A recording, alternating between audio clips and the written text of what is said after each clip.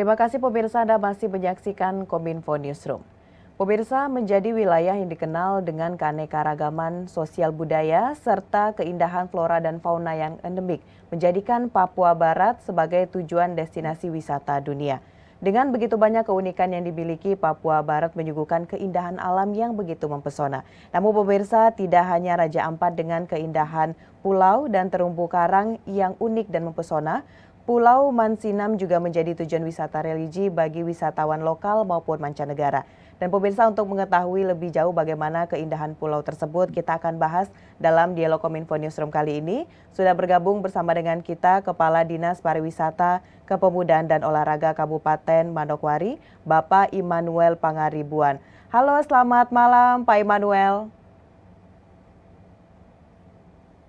Selamat malam. Sehat ya Pak? Sehat. Baik, Pak Immanuel, kita berbicara mengenai wisata yang ada di Papua Barat. Ini tentunya banyak sekali yang dikenal oleh masyarakat Indonesia dan bahkan mancanegara. Tapi untuk saat ini kita ingin lebih jauh membahas, Pak Immanuel, mengenai Pulau Mansinam yang ada di daerah tersebut. Ini di awal mungkin Bapak bisa ceritakan kira-kira seperti apa awal mula Pulau Mansinam ini menjadi pusat peradaban masuknya Injil ke tanah Papua nih, Pak. Ya, baik. Terima kasih atas kesempatannya, dan ini satu keuntungan bagi kami dapat berinteraksi langsung dengan melalui JPR TV kepada masyarakat. Baik, saya coba memberi penjelasan bahwa awal mula Pulau Mansinam menjadi pusat peradaban masuknya Injil ke tanah Papua, dan juga awal peradaban daripada masyarakat di tanah Papua. Dahulu kala, pada tanggal 5 Februari tahun 1855, misionaris dari Jerman yang bernama Karl Otto dan Gessler menginjakkan kakinya di wilayah Papua. Itu pertama sekali, yaitu di Pulau Mansinam ini. Kemudian Pulau Mansinam menyimpan kenangan sejarah terkait peradaban itu sendiri. Dua misionaris ini pada saat menginjakkan kakinya di Pulau Mansinam, ada ucapan yang sangat dikenang yang merupakan doa dan menjadi doa sulung bagi masyarakat di tanah Papua yang diucapkan oleh dua misionaris ini, yaitu dengan nama Tuhan kami menginjakkan tanah ini. Seperti itu, Mbak. Jadi awalnya memang tidak diterima, belum berterima oleh masyarakat. Namun dengan berbaurnya dua misionaris ini pada masyarakat, bahkan mereka dengan penuh kasih ikut masuk dalam kehidupan sehari-hari para penduduk waktu itu. Dan di sela-sela itu juga dua misionaris ini mengajarkan tentang ajaran-ajaran Kristiani yang terdapat dalam Injil. Kemudian para misionaris ini juga mengajarkan tentang budaya dan tata cara kehidupan yang lebih modern gitu. Selanjutnya masyarakat lambat laun menerima kehadiran dan menerima ajaran Kristiani itu. Inilah yang menjadi sejarah dan dicatat dalam sejarah masyarakat Papua bahwa masuknya Injil di tanah Papua itu melalui pertama kali di Mansinam, dan ini adalah tonggak penting ya dalam ditandainya peradaban orang asli Papua di tanah Papua itu sendiri. Mansinam adalah saksi sejarah di mana sebuah peradaban baru bagi masyarakat Papua dimulai di pulau ini. Kira-kira demikian.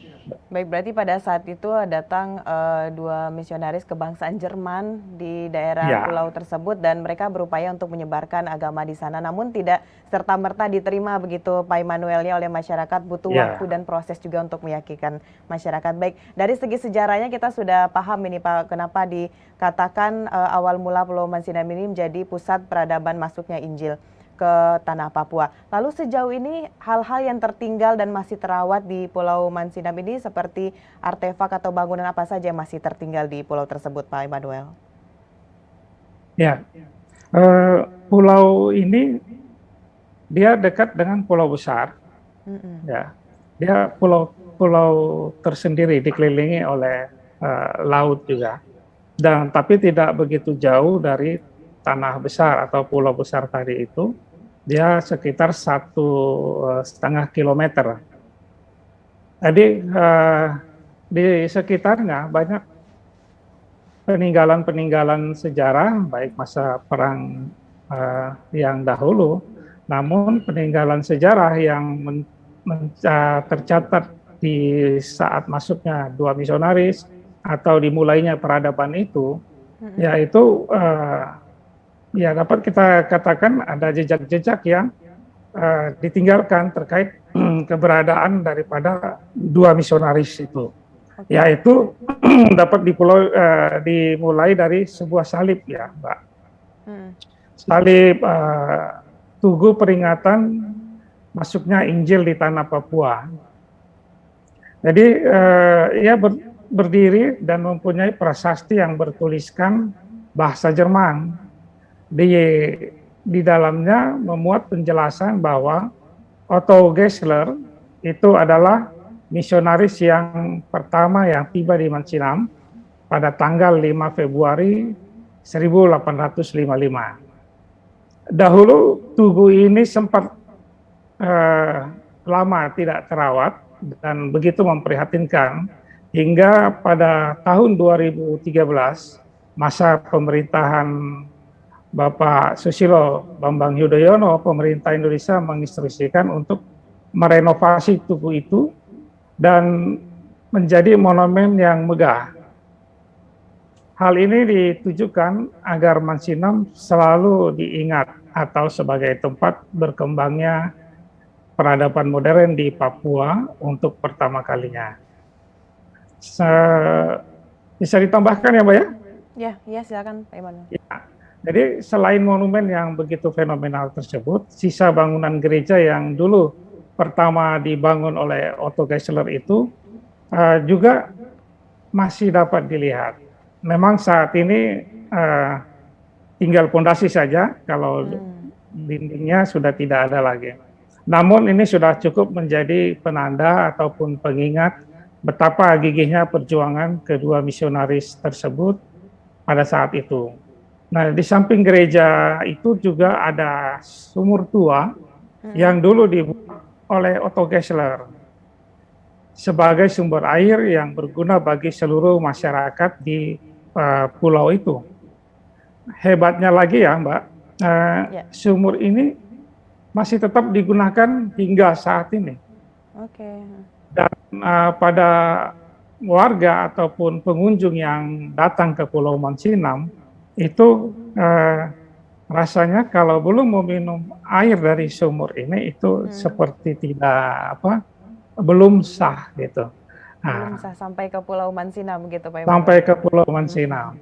Dan hingga kini itu masih digunakan sumurnya, kemudian pengunjung juga masih pergi ke situ untuk melihat. Jadi sumur ini kalau kita katakan ini merupakan saksi penting dari sejarah peradaban di Pulau Mansinam. Baik, berarti ada tentunya dua orang misionaris ini meninggalkan berbagai hal yang mengarah ke hal positif gitu Pak ya untuk masyarakat yang ada di Pulau Mansinam ini. Lalu sejauh ini Pak Immanuel dengan hal-hal yang disebutkan tadi masih ada bangunan, sumur dan segala macam, bagaimana pengelolaan yang dilakukan oleh pemerintah daerah atau provinsi setempat terhadap Pulau Mansinam ini Pak? Iya, baik. Ada yang menarik juga ya Mbak, itu dimulainya pembangunan di Mansinam sebagai pusat religi bagi masyarakat, yaitu ini juga nanti yang menjadi sumber ataupun objek yang harus dikelola oleh lembaga yang mengelola Pulau Mansinam itu. Objek yang sangat menarik untuk disaksikan di Pulau Mansinam itu jika kita ke sana bisa menelusuri jalan beton, itu jalan cor yang sampai kepada bukit. Nah, di atas bukit di Pulau Mansinam itu ada sebuah patung, yaitu patung Yesus Kristus dalam ukuran raksasa. Itu akan terlihat. Dan patung ini adalah sebuah gagasan positif dari pemerintah Indonesia yang menjadi bentuk penghargaan terhadap sejarah peradaban Papua di Mansinam. Patung ini sekilas mirip dengan patung Yesus Raja yang berada di Rio de Janeiro di Brasil. Nah, tetapi ya ukurannya sedikit lebih kecil. Pengelolaannya itu sendiri ditangani langsung oleh pemerintah Provinsi Papua Barat melalui Badan Pengelola Situs Mansinam. Nah, ini menjadi penting karena untuk mempercepat realisasi pembangunan sarana dan fasilitas penunjang kepariwisataan, penunjukan Badan Pengelola Situs Mansinam ini menjadi tempat koordinasi dan konsultasi baik lintas lembaga yang lainnya dalam hal mengelola objek-objek wisata di Pulau Mansinam tersebut. Baik, lebih detailnya Pak Immanuel itu seperti apa kesiapan dari segi transportasi, logistik dan juga akomodasi di Pulau Mansinam ini? Kalau kita berbicara pemerintah telah mempersiapkannya, namun yang paling penting adalah di sini bagaimana transportasinya untuk mempermudah para wisatawan di daerah sana untuk berwisata, Pak Immanuel. Ya, memang akses transportasi dalam menuju satu objek wisata ini adalah hal yang sangat terpenting dan akan menjadi vital untuk bisa dikunjungi ke objek wisata. Nah, saat ini ya Mbak, di Pulau Mansinam, akses yang dapat dijangkau itu melalui perahu. Oke. Ya. Nah, dengan perahu ini kita tempuh dalam jangka waktu 10 sampai 15 menit. Kita sudah tiba di Pulau Mansinam. Baik, berarti untuk akomodasinya sudah dipersiapkan gitu Pak ya, tidak ada kesulitan lagi untuk wisatawan bisa datang dan berwisata ke Pulau Mansinam, begitu kira-kira Pak Immanuel ya? Ya, nah di sana ada homestay, kemudian untuk beristirahat sejenak ada gazebo yang dikelola oleh masyarakat yang tergabung dalam satu kelompok sadar wisata, Pak Darwis. Baik. Tentunya Pak, dalam sebuah destinasi wisata ada dua hal yang harus kita perhatikan. Yang pertama, bagaimana destinasi wisata tersebut bisa memberikan kontribusi terhadap perekonomian masyarakat setempat dan bagaimana juga masyarakat setempat bisa berkontribusi untuk mengembangkan pariwisata tersebut. Sejauh ini kira-kira Pak Immanuel, apa yang telah dilakukan oleh masyarakat untuk dapat berkontribusi mengembangkan Pulau Mansinam ini sebagai objek wisata dan bagaimana pemerintah juga ikut memberikan dampak ekonomi kepada masyarakat, Pak? Ya, kontribusi masyarakat dalam pariwisata di sekitar Pulau Mansinam ini memang saat ini lebih kepada tahap informasi ya Mbak. Nah, informasi terkait dengan keberadaan situs-situs yang ada di Pulau Mansinam, kemudian komunikasi antara masyarakat dengan pihak pemerintah memang sudah banyak terjalin, dan namun terkadang beberapa waktu bersifat satu arah, yaitu fokus pada peran pemerintah. Nah, pemerintah dalam hal ini juga berkontribusi erat terkait pada infrastruktur pariwisata yang masih kurang, dalam hal ini infrastruktur di Pulau Mansinam itu sendiri. Namun ya sebagaimana tadi saya sampaikan, dalam beberapa tahun lalu sejak 2013 dengan intervensi dari pemerintah pusat, kita juga sudah mulai membangun infrastruktur pariwisata yang masih kurang di Pulau Mansinam tersebut. Dan bagi pengelola sendiri juga sudah perlu adanya kerjasama yang baik sebagai fasilitator, kemudian dalam